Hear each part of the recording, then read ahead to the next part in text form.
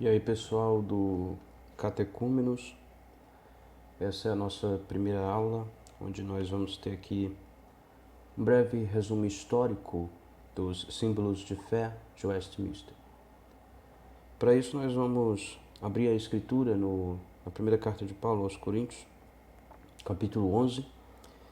Nós vamos ler o versículo de número 2, 1 Coríntios, acompanhe na sua Bíblia, capítulo 11, versículo de número 2, que diz o seguinte: De fato, eu vos louvo, porque em tudo vos lembrais de mim e retendes as tradições, assim como vos-las entreguei.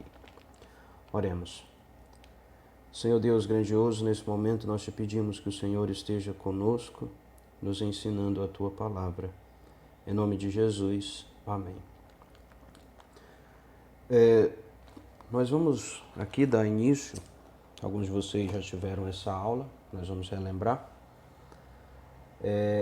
ao estudo dos símbolos de fé de Westminster. Então, o que são esses documentos? O que são os símbolos de fé de Westminster? Esses documentos são documentos que sistematizam as doutrinas bíblicas. Nós sabemos que a Escritura ela está recheada de doutrinas, ela contém várias doutrinas, mas elas não estão organizadas de uma forma tópica.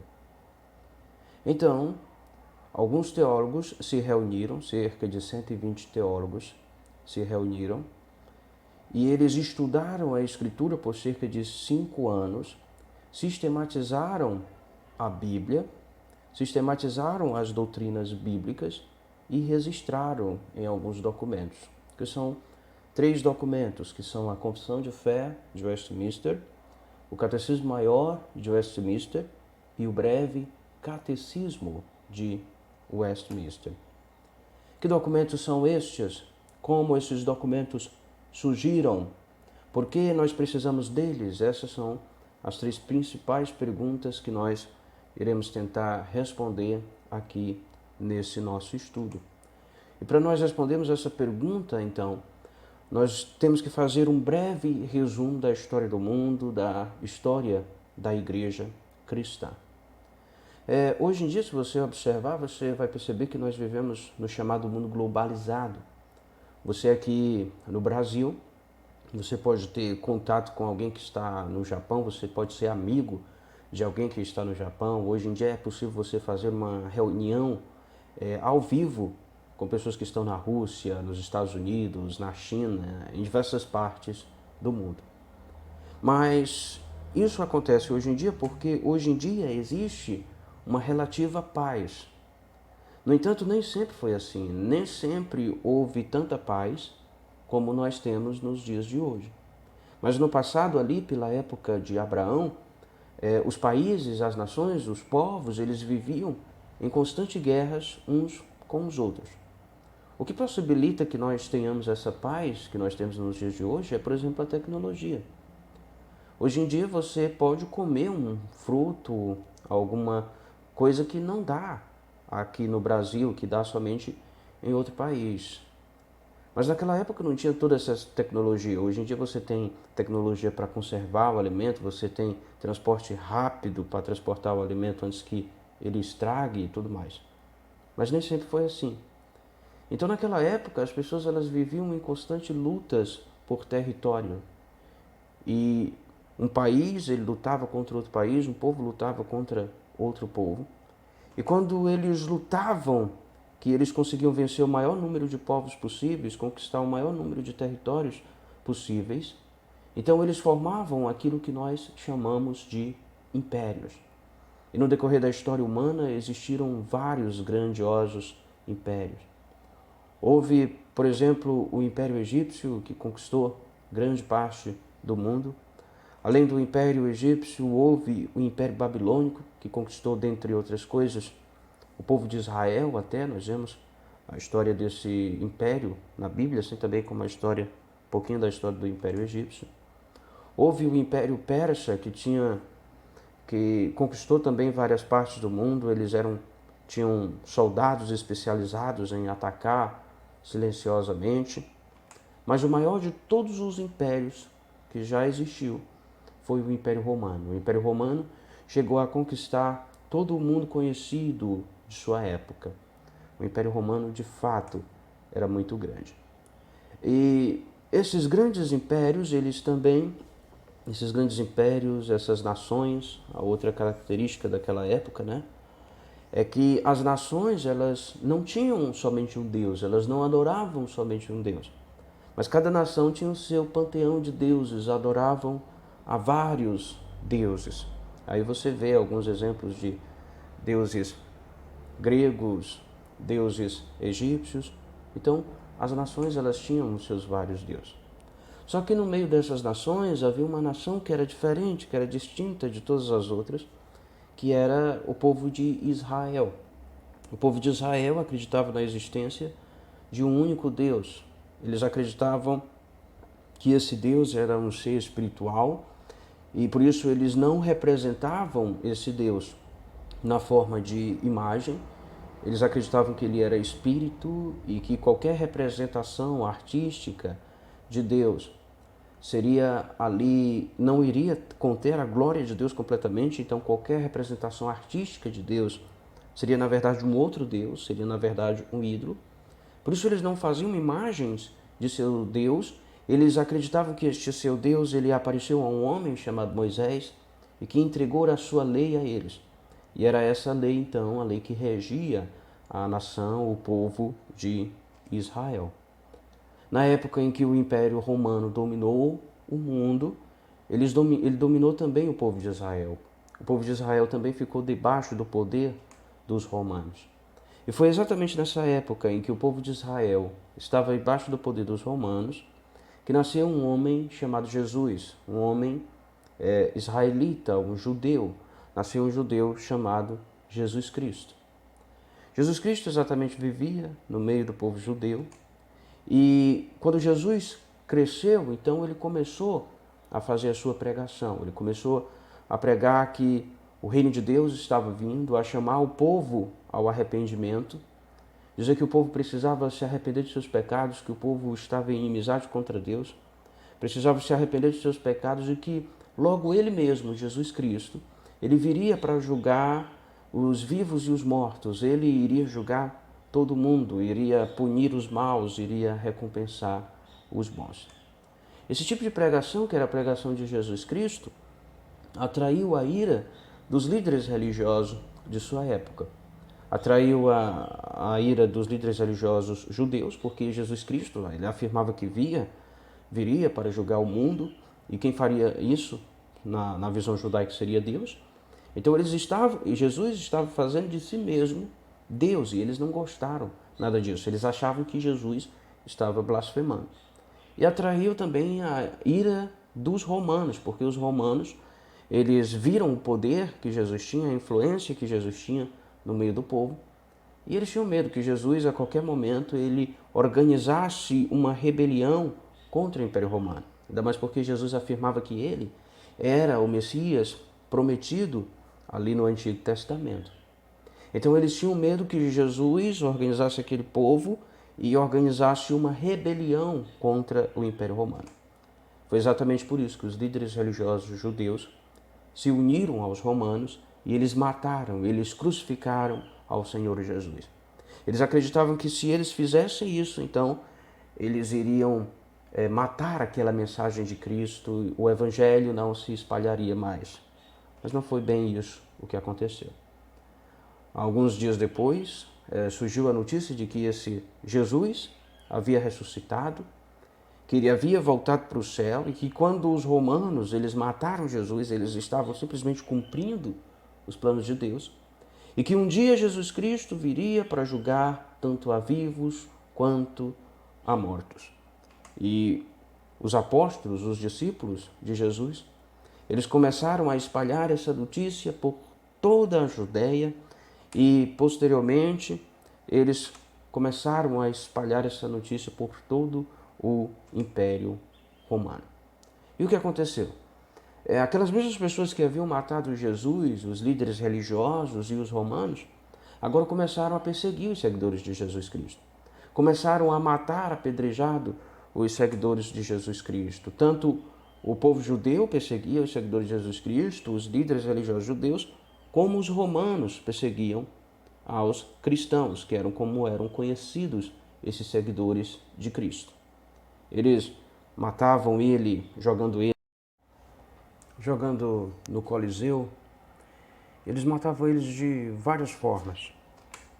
E a perseguição aos cristãos, ela se intensificou bastante. Você vê aí uma das formas como eles matavam os cristãos. Eles colocavam eles em cruzes e tocavam fogo para que eles servissem de luminário.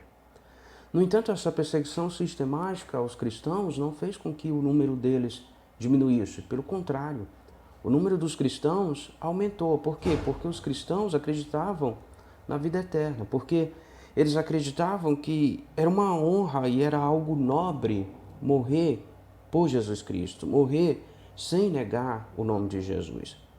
E quanto mais então os romanos e os judeus perseguiam a Jesus, mais o número de cristãos crescia, mais o número de cristãos aumentavam, a ponto de até mesmo oficiais romanos, autoridades romanas se converterem ao cristianismo. E nessa época em que os cristãos estavam dando trabalho ao Império Romano e que os romanos estavam perseguindo os cristãos, o Império Romano ele estava entrando em um certo declínio, porque os bárbaros que viviam ali ao redor do Império estavam tentando invadir o Império. Então, o Império Romano ele estava enfrentando vários problemas, tanto problemas internos, como era, por exemplo, o caso dos cristãos, como problemas externos. Até que subiu ao poder um homem chamado Constantino. E esse homem começou a ver que o Império Romano estava perdendo muito, perseguindo os cristãos. Então ele percebeu que era mais interessante que ele se unisse aos cristãos, era mais interessante que houvesse paz dentro do Império, paz o máximo possível para que eles pudessem lutar contra os bárbaros, para que eles pudessem lutar contra aqueles povos que estavam tentando invadir o Império Romano. Então Constantino ele deu liberdade de culto aos cristãos, o próprio Constantino se tornou cristão, e o cristianismo ele começou a se tornar ainda mais popular no meio do Império Romano. Até pessoas aí da alta corte começaram a se converter, porque agora o cristianismo era a religião do imperador. Com o passar do tempo, na época do imperador Teodósio, o cristianismo se tornou a religião oficial do Império Romano. E aí nós vemos que vai tendo aí uma união cada vez maior do Império Romano com o cristianismo. E desse tipo de relacionamento é que surge a Igreja Católica Apostólica Romana, como nós conhecemos hoje em dia. E essa igreja agora, como ela é a igreja oficial de Roma, ela se torna uma igreja muito poderosa, ela vai conquistando muito poder. E muitas coisas boas aconteceram nessa época em que a igreja teve um certo poder, um certo domínio. Nessa época, a igreja cresceu muito, cresceu bastante. Ao redor do mundo, então, foram nascendo os chamados mosteiros, que é onde eram formados os monges católicos, onde os monges também moravam. Nos mosteiros foram criados os hospitais, nasceram os primeiros hospitais. Quando os romanos iam para a guerra, e ali eles lutavam, e eles eram tratados nos mosteiros, e assim foram surgindo, foram tomando forma os hospitais. Nasceram também os orfanatos, os cristãos começaram a pegar crianças que eram mortas pelas culturas pagãs, quando as crianças nasciam com algum tipo de deficiência, às vezes elas eram mortas e tudo mais. Os cristãos começaram a pegar essas crianças, começaram a criar essas crianças e foi surgindo orfanatos. Nos mosteiros e nas catedrais também, na época conhecido como escolasticismo, nasceram as primeiras escolas e nasceram as universidades. Então, as universidades elas foram criadas dentro desse ambiente cristão. Ela nasceu nos mosteiros, nasceu nas catedrais. E nessas universidades recém-criadas foi que foi desenvolvida a ciência moderna. Então, os primeiros grandes cientistas eram cristãos. Francis Bacon, que é o pai da ciência moderna, ele é cristão. Isaac Newton é protestante, né? Isaac Newton, o pai da física, é protestante. E vários outros grandes cientistas eram cristãos. Por quê? Porque a ciência moderna, ela nasceu no seio do cristianismo. Então houveram essas coisas boas que aconteceram no tempo que a Igreja Católica tinha todo esse poder, nesse período que ficou conhecido como Idade Média, que foi um período que durou mais ou menos 1000 anos. Mas também houve coisas ruins. Por quê? Porque muitas pessoas passaram a fazer parte da igreja sem serem cristãs genuínas. Elas passaram a fazer parte da igreja porque a igreja era a igreja do imperador, por questão de status, e muitos escândalos começaram a surgir dentro da igreja. Os povos que eram conquistados pelos romanos, agora eles passaram a serem obrigados a se tornarem cristãos. E aquela igreja agora, que era uma igreja que antes, na época dos apóstolos, era uma igreja perseguida, agora essa igreja estava perseguindo aquelas pessoas que não queriam se tornar cristãs ou que eram consideradas hereges. Chegou ao ponto de a igreja matar queimados aqueles que eram considerados hereges. Nasceu aí o papado, que é a ideia de que a igreja ela tem um cabeça na terra, que ela tem alguém que faz conexão entre o povo que está no mundo, a igreja que está no mundo e Jesus Cristo. O Papa é considerado o vigário de Cristo, não é? E a doutrina do purgatório surgiu. Quando nós lemos a Bíblia, nós vemos que só há dois destinos, ou o céu ou o inferno. Depois da morte, segue-se o juízo. Mas surge então a doutrina do purgatório, que é a ideia de que existe um lugar para onde algumas pessoas que não são tão más assim, elas vão e ali elas ficam purgando os seus pecados até que elas um dia vão para o céu ou finalmente condenadas ao inferno. E as indulgências, que é a ideia de que você poderia ter alguns dos seus pecados temporais perdoados. Se você pagasse alguma quantia ali para a igreja, você poderia ter alguns de seus pecados perdoados. E diante disso, então, a igreja ela estava corrompida, a igreja já havia se desviado completamente daquele caminho que havia sido pregado por Jesus, daquele caminho que havia sido pregado pelos apóstolos. Mas nessa época surgiram pessoas que se levantaram contra essas atrocidades que a igreja estava cometendo. Sempre houve aqueles que remanescente da igreja, né? Sempre houve aqueles que defenderam as verdades bíblicas. E dois desses homens que defenderam as verdades bíblicas foi um homem chamado John Wycliffe e outro homem chamado John Huss. John Wycliffe, ele defendia que a igreja ela deveria voltar a ser como na época da igreja primitiva. Ele defendia um retorno àquelas práticas dos apóstolos. E John Huss também. John Wycliffe conseguiu morrer, né, sem ser queimado. Depois o seu próprio corpo, os seus ossos foram queimados, porque ele foi condenado depois de morto. Então os seus ossos foram queimados. Mas John Huss não teve essa mesma sorte. Ele foi condenado a morrer queimado na fogueira da Inquisição. Mas antes de morrer, ele disse o seguinte, ele disse, olha, hoje vocês estão assando um ganso. A palavra Huss significa ganso, né? Hoje vocês estão assando um ganso, magros, mas em 100 anos vocês ouvirão um cisne cantar e não serão capazes de assá-lo e nenhuma armadilha ou rede poderá segurá-lo. Então o que ele está falando é o seguinte, hoje vocês estão me matando, vocês acham que vocês vão matar a minha mensagem, as minhas reivindicações aqui. Mas vocês não vão matar, porque daqui a 100 anos vai levantar alguém que vai perceber esses mesmos erros que eu percebi, e esse alguém vai falar contra vocês, vocês não vão poder calar essa pessoa. E foi exatamente isso o que aconteceu. Cerca de 100 anos depois surgiu um monge agostiniano chamado Martinho Lutero, e ele foi o grande líder que encabeçou a chamada Reforma Protestante. Lutero, assim como John Huss, ele defendia a ideia de que a igreja deveria voltar àqueles princípios que tinham os apóstolos, os princípios que tinha Jesus, a igreja deveria voltar até aquela simplicidade de antes. Lutero, ele nasceu nessa pequena cidade chamada de Eisleben, e o pai dele era o dono de ele era mineiro, né? Ele trabalhava nas minas. Então Lutero teve uma vida bem confortável. Ele queria ser um advogado, ele queria fazer direito, mas teve um período em que ele estava voltando para sua casa e ele enfrentou uma grande tempestade. Era uma tempestade grande mesmo.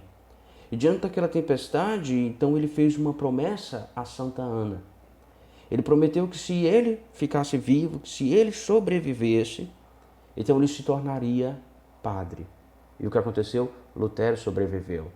E então ele entrou no chamado Mosteiro de Erfurt, e ali ele começou a estudar para ser padre, ali ele se tornou um monge. Depois de um tempo ele se formou, ele se tornou então um professor na Universidade de Wittenberg. Ele ensinava teologia ali naquela universidade. Para ensinar os seus cursos de teologia, ele começou a estudar as cartas paulinas, as cartas de Paulo, carta de Romanos, carta de Gálatas. E estudando essas cartas, então Lutero começou a perceber que as pessoas são salvas pela sua fé. Lutero tinha uma imagem de Deus que era um Deus cruel, um Deus que cobrava muito das pessoas e que se as pessoas não fizessem o que era certo, então ele mandava as pessoas para o inferno. Mas quando Paulo começou a estudar as cartas de Paulo, quando Lutero começou a estudar as cartas de Paulo, ele começou a ver que as pessoas eram salvas não por aquilo que elas fazem, mas que elas eram salvas pela graça de Deus, mediante a fé. Que nós somos salvos por aquilo que Jesus Cristo fez por nós, não por aquilo que nós fazemos. E que as nossas obras, ela é simplesmente uma expressão da nossa fé. As nossas obras, elas são os frutos de nossa fé. Por isso que Jesus diz: pelos frutos vos conhecereis. Nós somos conhecidos pelos nossos frutos. Os frutos manifestam se nós temos fé ou não, mas eles não servem para nos salvar. Quem nos salva é Jesus. Foi o sacrifício de Jesus na cruz que serviu para a nossa salvação. Lutero, então, ele pegou um papel, pegou caneta, né? Pegou a pena e escreveu as suas 95 teses, que eram 95 pontos em que ele discordava ali da Igreja Católica, daquelas coisas que estavam acontecendo naquela época, e ele apregou essas suas 95 teses na porta da capela de Wittenberg.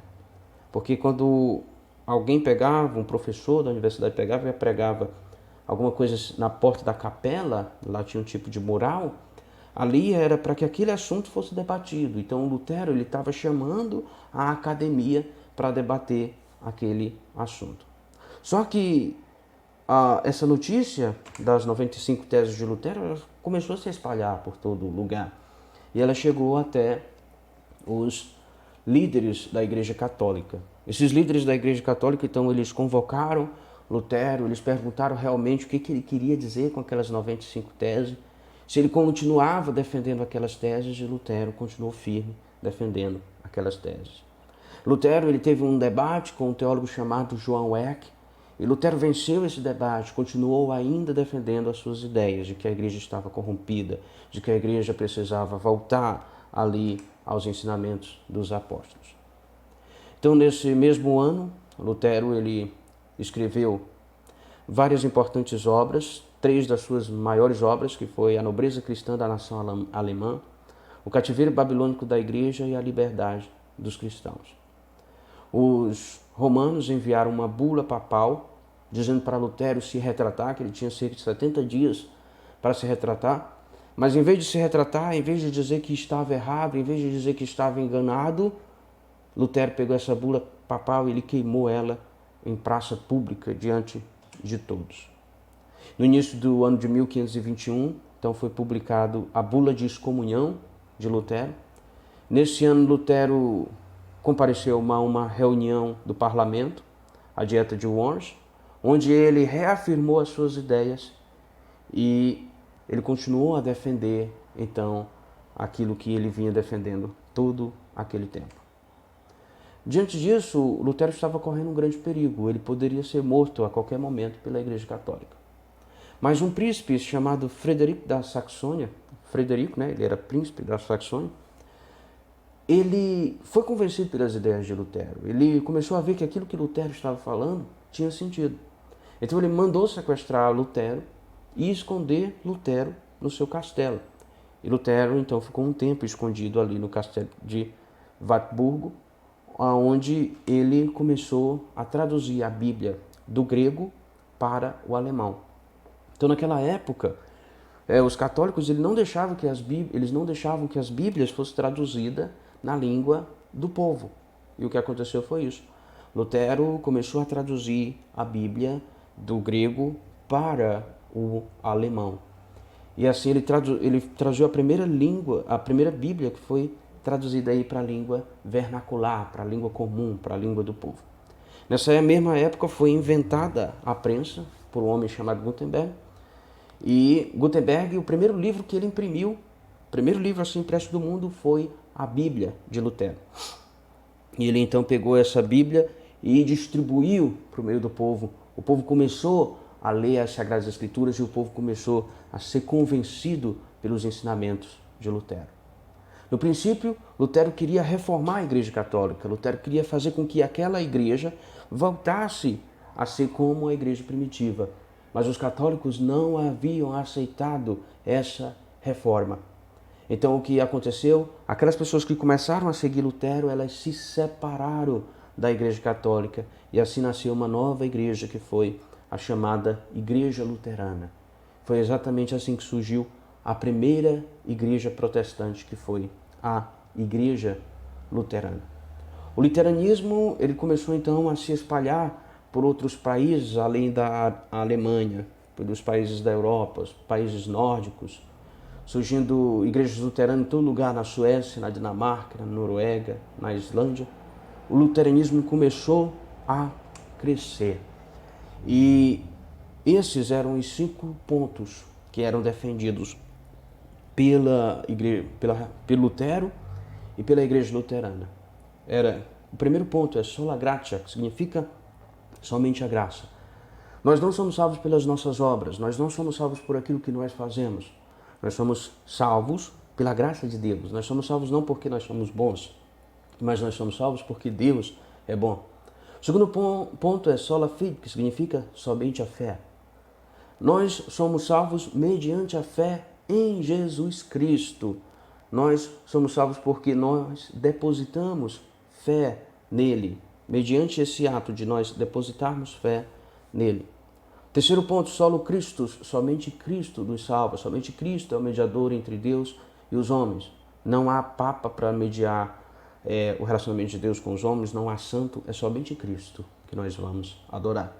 Sola Escritura, somente a Escritura é que deve ser a única regra de fé e prática da igreja. Não é a Igreja Católica que vai decidir o que os cristãos vão fazer, que vai decidir é a Escritura. A igreja precisa se submeter à Escritura e não a Escritura à igreja. E todos esses pontos vão redundar no quinto ponto, que é soli Deo Gloria, somente a Deus a glória. Somente Deus merece todo louvor, somente Deus merece toda a adoração. Então todas as igrejas que são verdadeiramente evangélicas, que são genuinamente evangélicas, elas vão defender esses 5 pontos. Qualquer igreja que não defenda esses 5 pontos, que se desvie aí de um desses pontos, não é uma igreja verdadeiramente protestante, não é uma igreja verdadeiramente evangélica, ela está traindo os seus princípios protestantes. Então que em nossas vidas nós busquemos defender as verdades da doutrina cristã, assim como defenderam os nossos antepassados. Amém. Próxima aula nós continuamos a estudar a história dos símbolos de fé de Westminster. Hoje nós não chegamos nem a falar, nesses documentos, mas calma, nós estamos caminhando para isso. Então, aguarde a próxima aula. Até a próxima.